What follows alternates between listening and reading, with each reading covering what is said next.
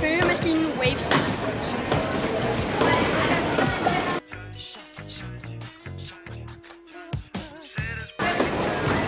Den måde den fungerer, det er at den tager bølgerne, så kommer her, og så får den de her bøjer til at hoppe op og ned.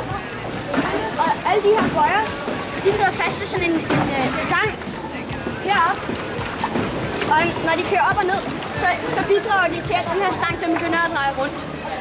Og det man så kan gøre, det er, at man kan montere en generator nede for enden af stangen her. Og så kan generatoren tage den her omdrejning og omdanne den til strøm. Det er sådan bølgemaskinen Wavestar, den fungerer.